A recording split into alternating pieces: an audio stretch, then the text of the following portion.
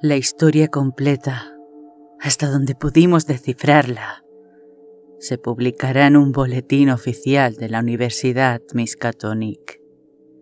Aquí solo esbozaré, sin demasiado orden ni concierto, los hechos más señalados.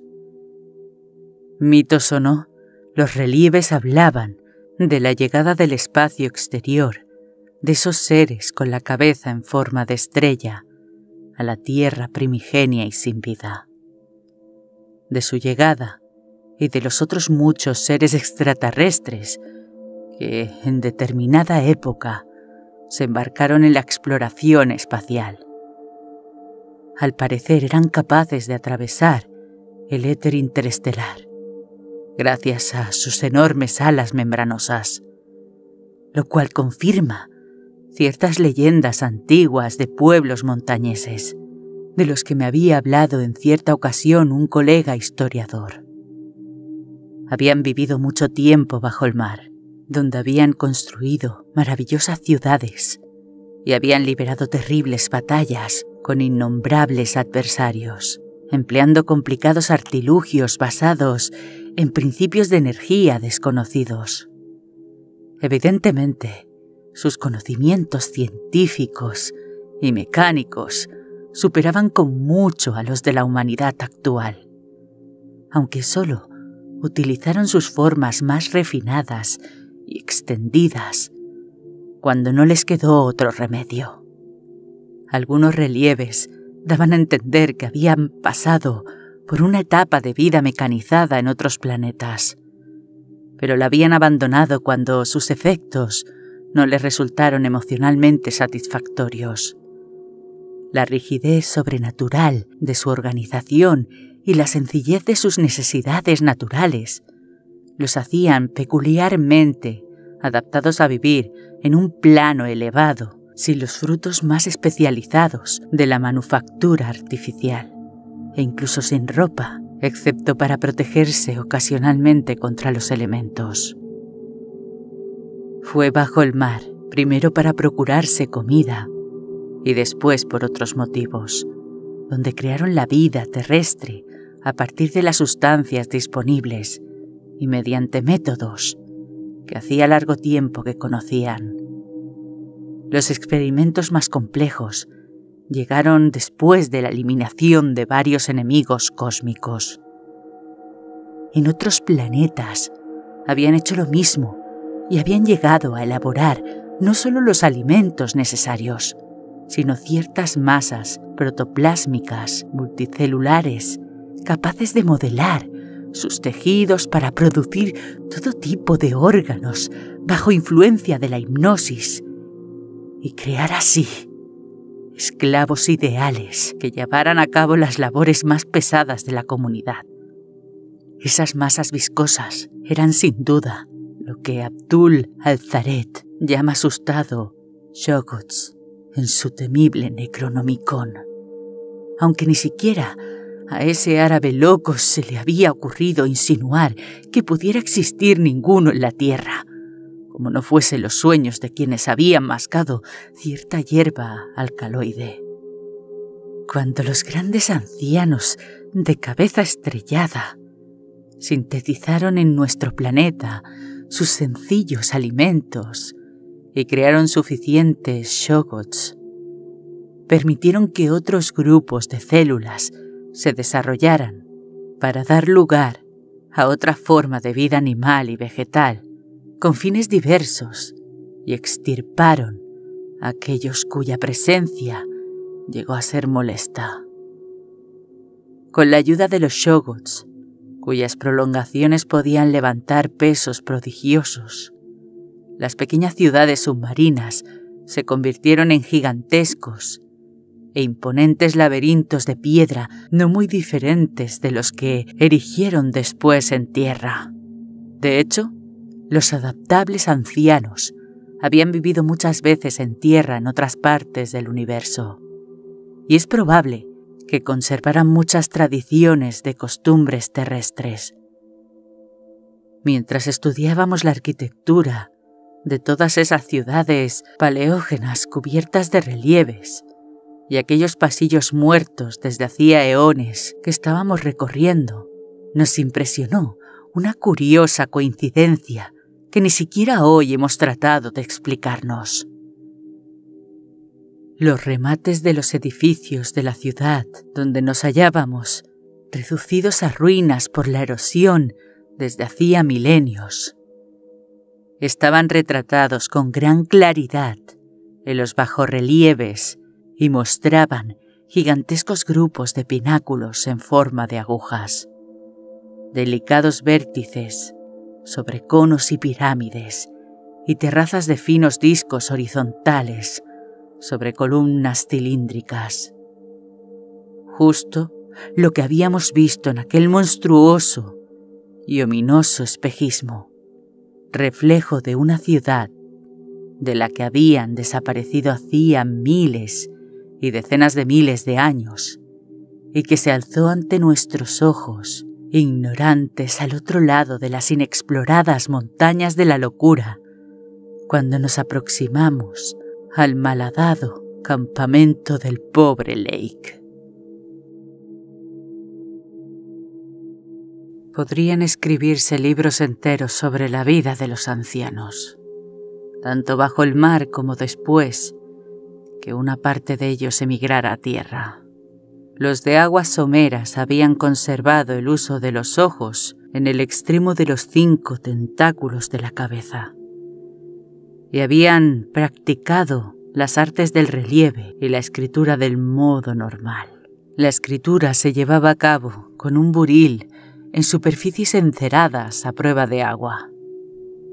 Los de las profundidades del océano, aunque utilizaban un curioso organismo fosforescente para tener luz, veían mediante misteriosos sentidos especiales que operaban gracias a los cilios prismáticos de la cabeza y que les permitían prescindir de la luz en caso de emergencia. El estilo de los relieves y la escritura había ido cambiando curiosamente con su descenso, y al parecer implicaba ciertos procesos de revestimiento químico, probablemente para garantizar su fosforescencia, que los bajorrelieves no llegaron a aclarar. Aquellos seres se movían por el agua en parte nadando, gracias a los brazos laterales crinoideos, y en parte arrastrándose con los tentáculos inferiores, donde estaban los pseudopies. En ocasiones hacían profundos picados con la ayuda de 2 o más pares de las alas plegables en forma de abanico. En tierra utilizaban los pseudopies, pero a veces volaban a gran altura o recorrían largas distancias con ayuda de las alas. Los numerosos tentáculos en que se ramificaban los brazos crinoideos eran infinitamente delicados, flexibles, fuertes y precisos, en lo que se refiere a su coordinación nerviosa y muscular, y garantizaban una enorme habilidad y destreza en todas las operaciones artísticas y manuales. La dureza de aquellos seres era casi increíble. Ni siquiera las terribles presiones de los fondos marinos podían afectarles. Muy pocos morían si no era de muerte violenta y apenas había cementerios. El hecho de que enterrasen de pie a los muertos y los cubriesen con montículos de 5 puntas nos dio tanto que pensar a Danforth y a mí que tuvimos que hacer pausa para recuperarnos cuando lo vimos en los relieves. Aquellos seres se multiplicaban por esporas, igual que las plantas pteridófitas, tal como había sospechado Lake. Pero debido a su prodigiosa resistencia y longevidad, y la consecuentemente escasa necesidad de reemplazamiento, no favorecían el desarrollo a gran escala de nuevos protalos a menos que tuviesen que colonizar otra región. Los jóvenes maduraban deprisa y recibían una educación evidentemente más allá de cualquier nivel que podamos imaginar. La vida estética e intelectual predominante estaba muy evolucionada y produjo una serie de costumbres e instituciones tenaces y duraderas que describiré con detalle en mi próxima monografía y que variaban ligeramente según habitasen el mar o la tierra, aunque compartían la misma esencia y los mismos fundamentos. Pese a que, al igual que las plantas, podían obtener alimentos de sustancias inorgánicas, preferían la comida orgánica y sobre todo la animal. Bajo el agua la devoraban cruda, pero en tierra la guisaban. Cazaban animales y criaban rebaños para carne, y los sacrificaban con armas afiladas que habían dejado extrañas marcas en los huesos fósiles, identificados por nuestra expedición. Resistían maravillosamente todas las temperaturas normales y en su estado natural podían vivir en agua a punto de congelarse. No obstante, cuando se acercó la gran glaciación del Pleistoceno, hace casi 1 millón de años, los que vivían en tierra tuvieron que recurrir a medidas especiales, entre ellas sistemas artificiales de calefacción, hasta que por fin el frío mortal al parecer los obligó a regresar al mar. Las leyendas decían que, para llevar a cabo sus vuelos prehistóricos por el espacio cósmico, habían ingerido ciertos productos químicos que los volvían casi independientes del alimento, la respiración y las condiciones térmicas, pero que cuando se produjo la glaciación habían olvidado dicho método. En cualquier caso, tampoco podían prolongar indefinidamente aquel estado sin sufrir daños. Como no recurrían al apareamiento y su estructura era semivegetal, los ancianos carecían de base biológica para la tapa familiar característica de los mamíferos, pero al parecer organizaban las comunidades según los principios de la ocupación cómoda del espacio. Y por lo que dedujimos de los trabajos y las diversiones de sus habitantes descritas en los relieves, la asociación mental compatible. Al amueblar sus hogares colocaban todo en el centro de las enormes estancias y dejaban las paredes para funciones decorativas. La iluminación, en el caso de los que vivían en tierra, se conseguía por un dispositivo de naturaleza probablemente electroquímica. Tanto en tierra como bajo el agua utilizaban curiosas mesas, sillas y sofás de estructura cilíndrica, pues descansaban y dormían de pie con los tentáculos plegados. Y tenían estantes para las placas articuladas y cubiertas de puntos que hacían las veces de libros. El gobierno era evidentemente complejo y probablemente socialista, aunque no pudimos sacar conclusiones claras de lo que vimos en los relieves. El comercio estaba muy extendido, tanto a nivel local como entre las distintas ciudades. El dinero eran unas fichas planas de 5 puntas cubiertas de inscripciones. Es muy posible que las esteatitas verdosas más pequeñas encontradas por nuestra expedición fuesen ejemplos de dicha moneda. Aunque la cultura era eminentemente urbana, había cierta agricultura y ganadería. También practicaban la minería y algunas manufacturas. Viajaban con frecuencia, pero la emigración permanente era poco común, salvo por los grandes movimientos colonizadores mediante los cuales se expandía la raza. Carecían de ayuda externa para la locomoción personal, puesto que los ancianos tenían la capacidad de moverse a gran velocidad por tierra, mar y aire. No obstante, utilizaban bestias de carga para transportar peso, shogots bajo el agua y una curiosa variedad de vertebrados primitivos en los años que vivieron en tierra. Dichos vertebrados, al igual que una infinidad de otras formas de vida, animal y vegetal, marina, terrestre y aérea, fueron producto de una evolución ciega al operar sobre las células creadas por los ancianos y escapar a su atención. Les habían dejado desarrollarse sin control, porque no competían con los seres dominantes. Las formas molestas, desde luego, eran exterminadas automáticamente. Nos llamó la atención ver, en alguno de los relieves más tardíos y decadentes, un mamífero primitivo, de andares vacilantes, utilizado a veces por los que vivían en tierra como comida y otras como un bufón gracioso, cuyos rasgos vagamente simiescos y prehumanos eran indudables. En las ciudades terrestres, los gigantescos bloques de piedra de las torres los levantaban, por lo general, pterodáctilos y enormes alas, y de una especie desconocida hasta ahora para la paleontología. La persistencia con que los ancianos habían sobrevivido a los diversos cambios geológicos y a las convulsiones de la corteza terrestre resultaba casi milagrosa. Aunque pocas o ninguna de sus primeras ciudades parecen haber sobrevivido más allá de la era arqueozoica, no se produjo ninguna interrupción en su civilización o en la transmisión de sus registros. El primer lugar donde se habían establecido en el planeta había sido el Océano Antártico, y es probable que llegasen poco después de que la materia que formó la Luna se desprendiera del cercano Pacífico Sur.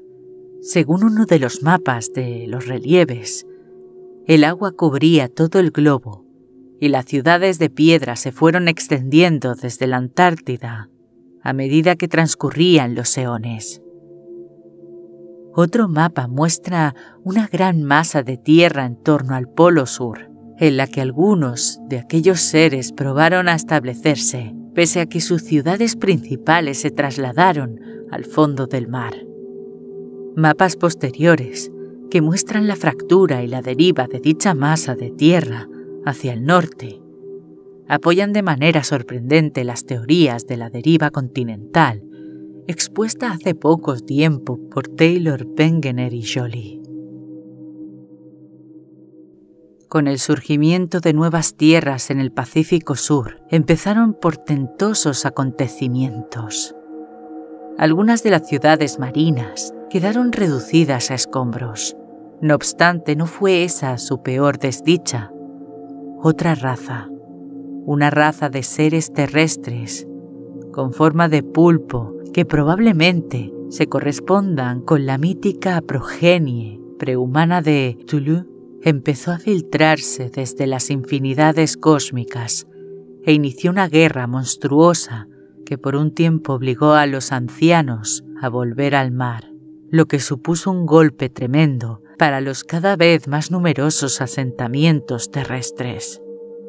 Después firmó la paz y la progenie de Cthulhu se instaló en las tierras nuevas mientras los ancianos conservaron el mar y las tierras antiguas.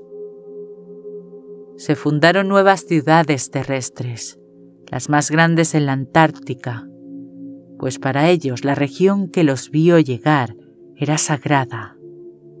A partir de entonces, igual que lo había sido antes, la Antártida se convirtió en el centro de la civilización de los ancianos, y todas las ciudades construidas allí por la progenie de Cthulhu fueron arrasadas. Luego de pronto volvieron a hundirse las tierras del Pacífico y se llevaron consigo la temible ciudad de piedra de R'lyeh y a todos los pulpos cósmicos, de manera que los ancianos volvieron a ser los dueños supremos del planeta, salvo por un sombrío temor del que no les gusta hablar. En una época posterior, sus ciudades cubrían todas las áreas terrestres y acuáticas del globo.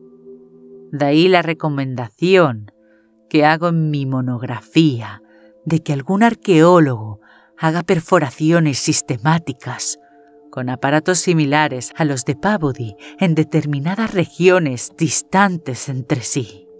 La tendencia constante a través de los siglos fue pasar del agua a la tierra, una emigración que se vio favorecida por el surgimiento de nuevas masas terrestres, aunque nunca abandonaron del todo el océano. Otra causa de dicha migración fue la dificultad que suponía alimentar y controlar a los Shoggoths, de los que dependían el éxito de la vida en el mar. Con el paso del tiempo, como confesaban con tristeza los relieves, el arte de crear vida a partir de la materia inorgánica se perdió. De modo que los ancianos debieron modelar las formas ya existentes. En tierra, los grandes reptiles resultaron ser muy manejables, pero los Shoggoths del mar, que se reproducían por fisión y estaban adquiriendo accidentalmente una notable inteligencia, se convirtieron durante un tiempo en un grave problema. Siempre habían estado controlados por el poder hipnótico de los ancianos, que habían modelado su ruda plasticidad para formar miembros y órganos útiles. Pero a partir de ese momento, emplearon independientemente su capacidad de modelarse a sí mismos según diversas formas imitativas implantadas en el pasado. Al parecer, habían desarrollado un cerebro semiestable cuya voluntad independiente y a veces obstinada reproducía los deseos de los ancianos, pero no siempre los obedecía. Los relieves de los Shoggoths nos llenaron a Danforth y a mí de horror y de aprensión. Eran entidades informes compuestas de una gelatina viscosa que parecía un aglomerado de burbujas y tenían unos 5 metros de diámetro cuando adoptaban forma de esfera. No obstante, cambiaban constantemente de forma y volumen. Desarrollaban, de manera espontánea o por sugestión, aparentes órganos de la vista, el oído y el habla, a imitación de sus maestros. Por lo visto, se volvieron particularmente díscolos a mediados del Pérmico, tal vez hace unos 150 millones de años, cuando los ancianos del mar liberaron una auténtica guerra con ellos para volver a dominarlos. Las imágenes de esa guerra y el modo en que los Shoggoths dejaban a sus víctimas decapitadas y cubiertas de baba seguían siendo temibles a pesar del abismo de las eras incontables que nos separaban de ellas. Los ancianos habían utilizado extrañas armas de perturbación molecular contra las entidades rebeldes y al final habían conseguido una victoria completa. Después, los relieves mostraban una época en la que los ancianos tomaban y sojuzgaban a los Shoggoths, igual que los vaqueros domaban a los caballos salvajes en el oeste americano. Aunque durante su rebelión, los Shoggoths habían demostrado tener la capacidad de vivir fuera del agua, no estimularon dicha transición, pues su utilidad en tierra no habría compensado la dificultad de dominarlos. En el Jurásico, los ancianos se enfrentaron a otra invasión del espacio, esta vez unas criaturas mitad hongo, mitad crustáceos, procedentes de un planeta identificable como el lejano y reciente descubierto Plutón. Criaturas que sin duda se corresponden con las que aparecen en ciertas leyendas de las montañas del norte y que se recuerdan en el Himalaya como los Mihu o los abominables hombres de las nieves. Para combatir a estos seres, los ancianos intentaron, por primera vez desde su llegada a la Tierra, regresar al éter planetario, pero a pesar de todos los preparativos tradicionales, no lograron abandonar la atmósfera terrestre. Cualquiera que hubiese sido el antiguo secreto de los viajes interestelares, La raza lo había olvidado irremisiblemente. Al final, los Mi'u expulsaron a los ancianos de las tierras del norte, aunque no pudieron con los del océano. Poco a poco empezó la lenta retirada de las antiguas razas a su hábitat antártico original. Fue curioso reparar por los relieves de la batalla en que tanto la progenie de Cthulhu como los Mi'u parecen haber estado compuestos de una materia muy diferente de la que sabemos que estaban hechos los ancianos. Eran capaces de llevar a cabo transformaciones y reintegraciones imposibles para sus adversarios, por lo que da la impresión de que procedían de abismos aún más remotos del espacio cósmico. Los ancianos, aparte de su peculiar dureza y de sus extrañas propiedades vitales, eran estrictamente materiales, y debieron de tener su origen en el continuo espacio-temporal conocido, mientras que solo conteniendo el aliento podemos especular sobre las primeras fuentes de los otros seres. Todo esto, claro, si aceptamos que los vínculos extraterrestres y las anomalías atribuidas a los invasores no son pura mitología. Puede que los ancianos inventaran un contexto cósmico para justificar sus ocasionales derrotas, pues es evidente que el interés histórico y el orgullo constituían una parte esencial de su psicología. Resulta elocuente que en sus anales no se aluda a otras razas de seres poderosos y avanzados, ni a las enormes ciudades que aparecen repentinamente en determinadas leyendas oscuras. El estado cambiante del mundo, a través de largas eras geológicas, aparecía registrado con sorprendente viveza en muchos de los mapas y relieves. En algunos casos será necesario revisar las teorías científicas existentes, mientras que en otros sus atrevidas deducciones se ven claramente confirmadas. He dicho ya que la hipótesis de Taylor, Bengeler y Joly de que todos los continentes son fragmentos de una masa de tierra antártica original que se resquebrajó por la fuerza centrífuga y derivó sobre una superficie viscosa inferior, hipótesis sugerida por indicios como los perfiles complementarios de África y Sudamérica, y por el modo en que se pliegan y alzan las grandes cadenas montañosas, recibe un gran apoyo de esa fuente extraordinaria. Los mapas que describen el mundo durante el Carbonífero hace 100 millones de años o más muestran claras grietas y fosas destinadas a separar África de los una vez continuos reinos de Europa, entonces la Valusia de la leyenda infernal primigenia, Asia, las Américas y el continente antártico. Otros mapas, y sobre todo uno relacionado con la fundación hace 50 millones de años de la enorme ciudad muerta en que nos hallábamos, mostraban los continentes actuales bien diferidos.